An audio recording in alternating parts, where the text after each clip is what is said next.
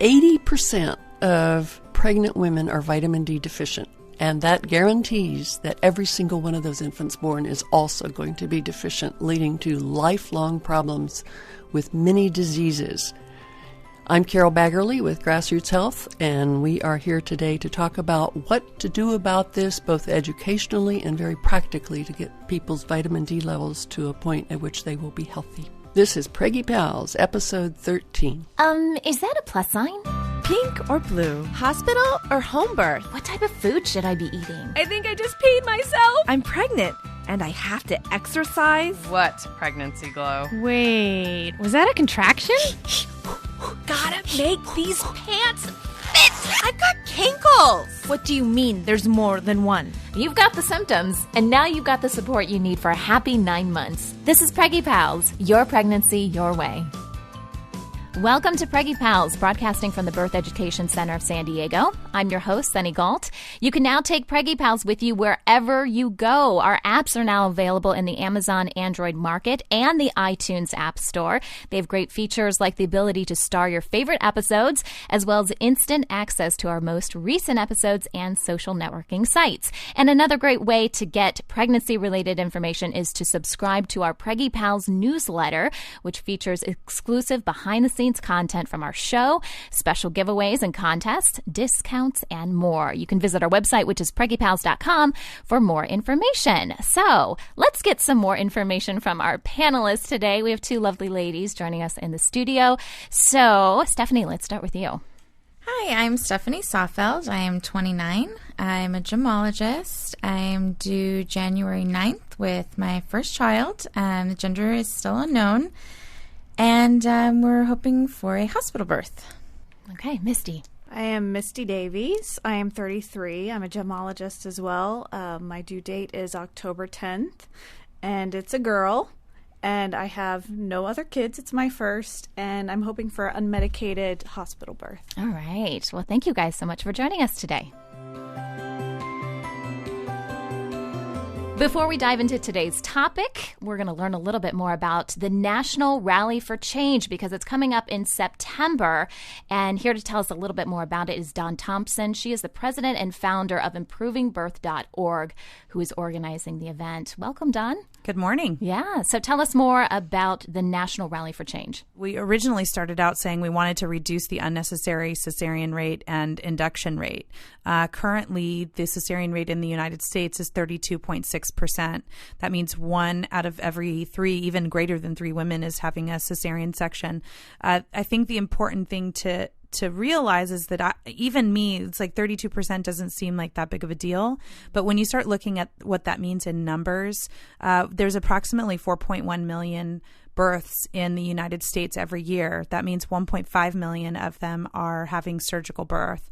So we are trying to reduce that. But as Improving Birth has evolved, we realize really what the core issue is that we're not practicing evidence-based care. On average, they're saying that it takes approximately 20 years for evidence to turn into practice. That's unacceptable. Right. We cannot continue to hurt moms and babies, right, because they can't adapt the practices sooner. The medical schools aren't teaching the current evidence. That it's just the snowball effect, and we need to be doing better. What is literally going to happen at the rally? What do you expect? It's obviously not a protest. I want to make sure that people understand that. Yeah, no, I mean, really what it is, it's a outreach program to reach out to the masses. We really need to meet the people where they're giving birth, and that's at the hospitals. Some of our locations are not doing them in front of hospitals. Some are doing them at the courthouse. We have actually one at the Democratic Convention. Really? Really, we're just trying to bring awareness, and we're asking moms. We can't put this all on the doctors. Right. Okay? We cannot. We as women have to take responsibility for our own births. And you need to be educating yourself. If you want to get more information about the rally, please visit us at ImprovingBirth.org and click on the National Rally page. It's going to be on September 3rd all across the country, starting in New York. And we have the same time for everyone, 10 a.m. to noon.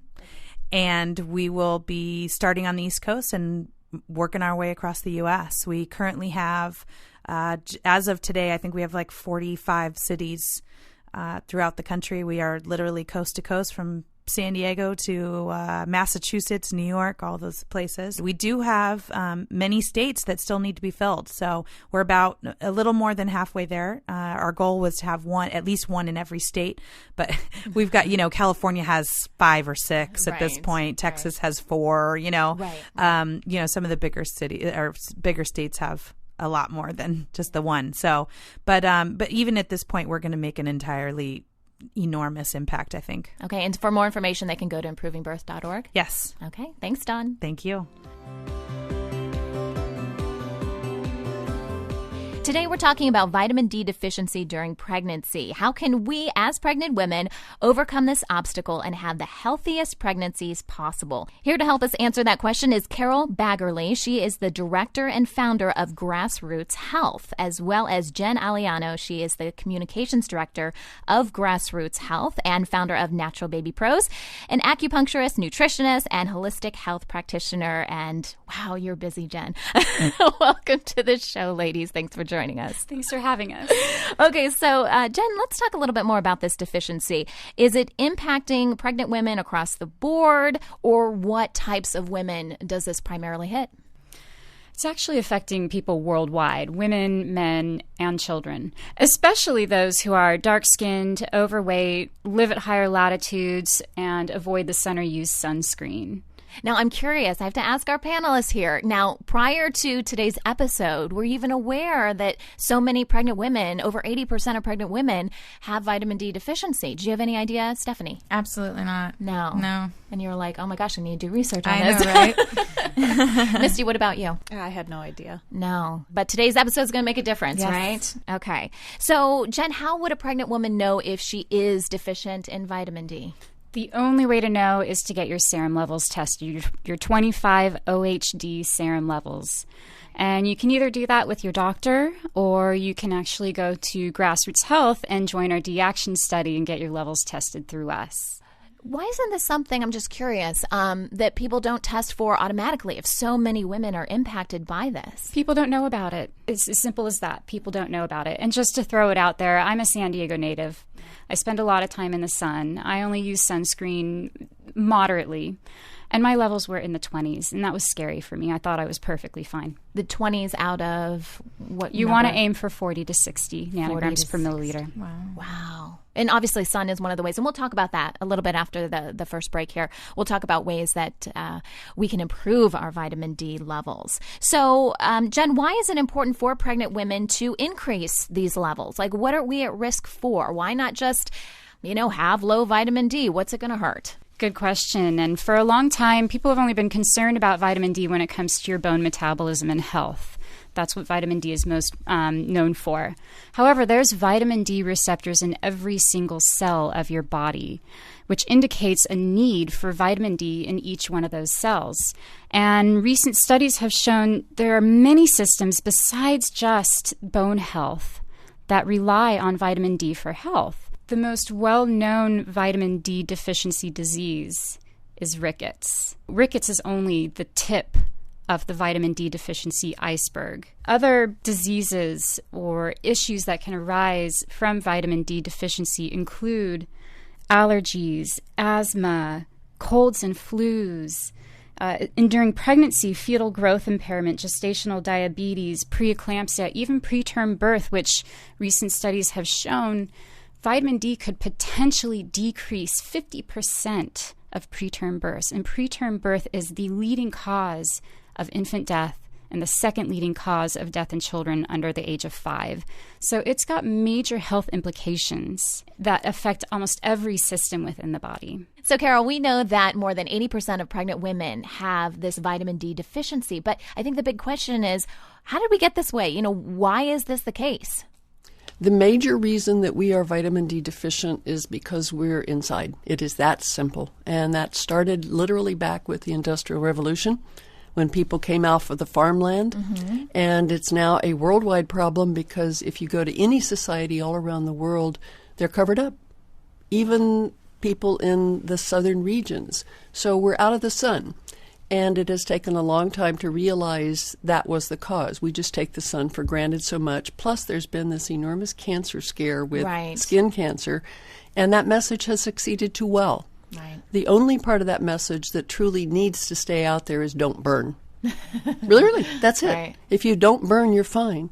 But right now, what we're dealing with in terms of major problems is any new thing or any new idea, specifically in the medical community, meets with all kinds of resistance. It's new. I didn't learn it in medical school. It can't be true. So that's why grassroots health exists, literally, is to get the message out and to say this is a major problem. Is there new research out that is making this kind of, more compelling to move forward with this and more push now? Or are we just at the point where we're like, we got to get this out? Both. There has been an exponential increase in the number of research papers published each and every single year. There were over 3,000 papers published just last year. And 10 years ago, maybe there were 500. There are research. Jen and I just came back from a research conference in Houston, which had international researchers at it. And right there and then on that very day, they presented more than 500 new research papers. Wow. So it's phenomenal. And the thing that's coming out about it is how it was less than 5 years ago, when they actually realized that vitamin D impacts every cell in the body as opposed to just the bone metabolism and the calcium metabolism. It's that new. And Dr. Robert Haney, another one of our panel and famed researchers, indicated that vitamin D is actually the enabler. It doesn't cause anything, but your DNA tells your cells what to do, how to grow, whatever. If they don't have enough vitamin D, they can't act. So vitamin D is the enabler. Okay, which makes it so important for pregnant women, obviously. Of course. Taking care of yourself and your unborn child. Of course. Well, when we come back, we're going to explore ways we can increase our vitamin D levels and improve the health of our growing babies. We'll be right back. Welcome back. We're talking with Carol Baggerly and Jen Aliano about the importance of vitamin D during pregnancy. And we know the majority of pregnant women aren't getting enough vitamin D, so now we're going to talk about the ways we can change that. So, Carol, first of all, how much vitamin D should pregnant women be getting? The aim throughout is to focus on the serum level and not how much. The serum level has to be at least 40 nanograms per milliliter. And it ought to stick in the range of 40 to 60, which is a physiological level that people get if they were out in the sun all the time. Now, in order to achieve that, all right, I will tell you that, but still focus on the serum level. There was a very recent randomized trial done where they gave pregnant women, 4,000 international units a day, and that's what it took to get the average, that means half of the women, all right, up to the 40 nanograms per milliliter and higher. So many people take a lot more. And there were no evidences of any toxicity over a 4-year portion of the study, none whatsoever. Nobody had any problems. Okay. So sometimes that is a concern then with taking too much vitamin D. It's really unfortunate that vitamin D got labeled with international units. 1,000 international units is 25 micrograms. It's a tiny amount of stuff. But by saying 1,000, like a lot. It sounds like a lot. Like a lot, yeah. It's scary, and it could scare people too. It does. Yeah. It does. So we need to get away from the lot. We just need to blow the concept and start focusing on what's your serum level. So before I was pregnant, I was taking vitamin D. I was told to take about 2,000 IU because I was deficient. And I noticed that my mood was better a little while after taking it. What happened? Let me tell you. There is a very significant gradient of depression as one goes from a lower latitude like San Diego up to Canada, up to Alaska, whatever. And there's a very significant effect of vitamin D on depression. And as a matter of fact, in one community in Alaska where we're working right now, one of the reasons they started a major project was because they had 8 teenagers in high school commit suicide. It is a very big impactor with seasonal affective disorder. So it's there. Yeah, I certainly noticed a difference afterwards. Not surprising. I mean, a definite And difference. probably very quickly, too. Within a couple of weeks. It was. Yeah, it was very quick. Yeah. The idea right now that you have a prenatal supplement which has all of 400 international units in it is absolutely ludicrous. And we're out to change that because that's not enough. The simplest way to get vitamin D is through a supplement, and it's through a specific go get a vitamin D supplement, not a supplement which has 15 other things in it, because you might need to take 5 of them, and you wouldn't need to have 5 doses of vitamin A or whatever else might be there. So stick to vitamin D3. It is not available adequately in foods unless you are an Eskimo and happen to eat lots of whale blubber. I have it every night, actually, it's so not I there. should be Oh, fine. did you? Okay. Is that something we have available in San Diego? Yes, it is. The milk is fortified and to the tune of about 400 international units a quart. That means you'd have to take at least 10 quarts of milk a day. Salmon, which is often touted as a good source of vitamin D, has about 400 units. Nobody is going to eat 10 servings of salmon a day. Wow. All right? So if you don't have the sunshine, go to the supplement. It's that simple. Okay, so it really comes back, and I'm glad that you pointed that out. We take our prenatal vitamins and we think we're completely covered, but Right. we're not. So And this many is of an the additional- doctors think that you're covered because they don't know enough yet. Right. All right? And that's why we have this campaign going. Wow. Yeah. Okay. So we may be educating our own doctors about Oh, this. big time, big time. That is Okay. one of the grassroots health things that we do. We put on medical seminars for doctors. Okay. Because they don't know. The medical profession, by and large, does not yet know enough to do the right job. Okay. And I think pregnant women are somewhat scared into the fact of don't go out into the sun. You could hurt your baby, And it sounds to me like, maybe that's simplifying it a little too much, When we do go out into the sun, though, should we be using any kind of sunscreen? We think about that with our kids and to protect ourselves as well. Or does that negate getting this vitamin D that we're talking about? Sunscreen does negate getting the vitamin D. You put on the sunscreen and the UVB rays from the sun don't go through it. It's that simple. My message about the sun is, as I mentioned earlier, very simple. Don't burn. Different people have different skin, different tolerances, and all of that sort of stuff. And somebody may have a very white skin, and they really need to spend 5 minutes a day out, all right? But the time, this is a key piece too, the time to be out in the sun is between 10 and 2. All right, between 10 and 2. Earlier in the day, the sun's rays are too far down to come through the atmosphere, so there's no vitamin D coming through, all right? So you really need to be out between 10 and 2, which is the time when everybody's told not to be out. Right? This is so contradictory to what we hear. I know. Yeah. But again, that whole message that you're talking about being contradictory to is the fear of skin cancer, and it's been overblown, flat out overblown. So again, don't burn. Get out. Does this mean like direct sun, or does this mean, you can be sitting outside having lunch, under a patio umbrella and still be getting some indirect sun? You certainly can. The indirect sun works because the sun's rays bounce to your skin, so you could be out of the direct sun and still get some of the effect. Okay, well, sure, that's good.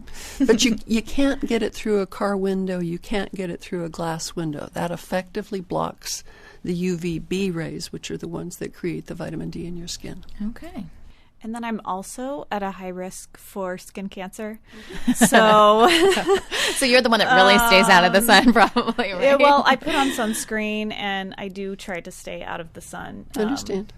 So, you said as little as 5 minutes between 10 and 2. Every little bit that you're out matters. It takes, again, age matters somewhat. Actually, it matters a great deal. Your skin processes the vitamin D a lot better when you're younger, like you are, compared to a more mature person, all right? But anyway, in order to get enough vitamin D, if you were out between 10 and 2 with 40% of your body exposed, all right, it would take you maybe 10 to 15 minutes. That's it. Okay. All right? It doesn't take an hour. But it does take more than 5 minutes, and the idea that you can walk to and from your car and get enough is not true. Okay. So, Carol, let's talk a little bit more about the Protect Our Children Now campaign. What is that all about? We're going to save the world. Well, good. I'm glad we could help you with that. Oh, we love that. We've been working on how to help the world, literally, at large, in many ways with solving the vitamin D deficiency. You have to go where the action is, where the biggest bang for the buck is, so to speak, all right? And if you look to see where can I make the biggest health impact the fastest, which is also long-term, it's with pregnant women. Because everything that the pregnant woman does, again, you can protect yourself against a very highly increased risk or reduce the risk by 50% of preterm births, preeclampsia, bacterial infections. I mean, oh my God, just the things at pregnancy get reduced, all right? But all of a sudden, you can now have an infant that is born without that handicap, and it is a handicap. And as I mentioned earlier, like you can predict the risk of that girl's childhood cancer 55 years from now if she's born deficient. Wow. So we can change this whole next generation by getting pregnant women up to speed. And our campaign, our Protect Our Children Now campaign, literally it's twofold. Number one, we want to protect women, but we're enrolling 1,000 women in San Diego proper right now, and it can be done in any community. Because what we want to do is within those 1,000 women, over the course of their pregnancies, we will track blood levels, the serum levels, the vitamin D levels, and all the health outcomes, and then that of their fetus and their child. And after about a year, we will publish the honest-to-godness, evidence-based medicine report. We have a scientific panel, and this will be done with a very serious medical study. And we will invite every one of those 1,000 women to march on City Hall and say, you know, it's great to have these individual grassroots campaigns, but it's not enough. There are more than 5,000 births in San Diego every year. That means 2,600 of them had some major preterm birth issue that doesn't have to happen. So we have to get the politicians involved. We have to get the public health people. So we're building a coalition of people who care about their children to take action. And how can our listeners help with that? They can log on to grassrootshealth.net and look at the little icon that's right there that says Protect Our Children Now and click on it. We definitely need people to participate in the project, and at this point in the time, we very urgently need sponsors who are willing to put up the money for a scientific project to make this happen. It's going to cost us $300,000 to run the project for a year. We intend to run it for 5 years so we can work with the children as well. And so that is a major thing, in any kind of support with that. And it's also got a whole list of other ways to help, from endorsing it. Those of you can endorse the project, which is just a great idea. Yeah, and you can do that from wherever, right? So for our listeners that aren't in San Diego, aren't even in this country, they can endorse it. Absolutely. Okay. And you can also look at having a similar project in any community. The only reason we're doing this one in San Diego is to kick it off and to get that kind of coalition built right here. Right. So we can take those 1,000 women into City Hall and say, hey, do it for everybody. Right. Got to start somewhere. Why not San Diego, Absolutely. right? Absolutely. Well, thank you, ladies, for being here with us today and for sharing all this great information. If you want more information about vitamin D deficiency, or if you want to endorse their program, you can visit grassrootshealth.net, as well as the episodes page on our website, which is preggiepals.com. Before we wrap today's show, here are some maternity fashion trends. Hello, Preggie Pals. I am Crystal Stubendek, maternity fashion expert and founder of Borrow for Your Bump, where you can buy and rent designer maternity styles for a monthly rate. This segment, we will cover the awkward phase of pregnancy, otherwise known as the belly or bump phase. You are not quite ready for maternity sizes, but you are quickly outgrowing your favorite jeans and cute tops. To draw attention away from your bump, you can balance your belly with statement jewelry. This will draw attention away and onto the face and neck. A dramatic neckline, chunky short necklace, or dangly earrings will do the trick. Adding pops of color or prints in unexpected places is another trick to hide the fact that you are expecting. A bright yellow hairpiece, coral scarf, turquoise bling, or like Jessica Simpson, use a large animal print purse to draw the eye away. Plus, it gives you an excuse to splurge on that purse you've been eyeing. A polka dot skirt is another way to take the attention off your midsection. Have fun with it, but 1 or 2 eye catchers is more than enough. Layering is another way to disguise a bump. We recommend layering a blazer or cardigan over a patterned blouse, or try a maxi dress with an empire waist. Try a style that is long and flowing towards the bottom. We love the ink print maxi dress by Lilac. Without wearing a sign that says, "I'm pregnant," you may want to show people that you are expecting. In that case, whether it's a top or a dress, styles with empire waistlines and ruched sides are the best way to take the focus to the center of the body. You can also use a belt under the bust to create more shape. Stay away from short tops that are tight-fitting and oversized clothing that can completely hide your shape and actually make you appear bigger. Throughout the first trimester, you should be able to comfortably wear most of your pre-pregnancy clothes. For bottoms, you may want to switch to low-rise pants or jeans, which will allow for a little more room for your tummy. Choose items in your wardrobe that have stretchy waistbands. For tops, loose and fitting blouses and peasant tops should work for the first couple of months. No matter what your stage, feel and look great during your pregnancy. Don't forget to check out the styles mentioned at borrowforyourbump.com and be sure to listen to Preggie Pals for more great pregnancy tips.